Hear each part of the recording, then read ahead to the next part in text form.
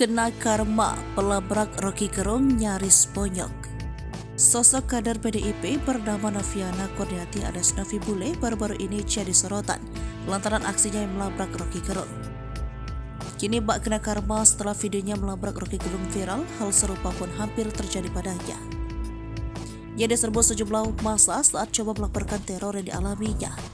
Melansir dari Tribun Bengkulu, Kamis 14 September dalam video singkat yang diunggah akun Twitter Damit Ispek, terlihat Noviana Kurniati dikejar massa hingga harus mendapatkan perlindungan. Kemarin, nantang umat Islam buat people power dengan karangnya. Sekarang nangis minta perlindungan polisi, tulis pengunggah video.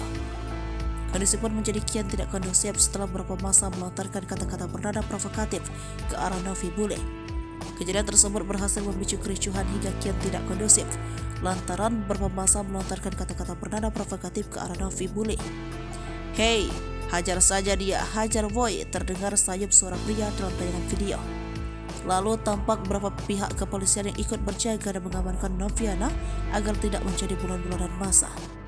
Namun karena massa tersebut sangat emosional, mereka pun terus mengejar Novi dan aksi saling tarik pun terjadi dan tak terhindarkan. Noviana Kurniati atau biasa disapa Novi Bule, wanita viral labrak Rocky Gerung, kini mengaku mendapat ancaman dan teror.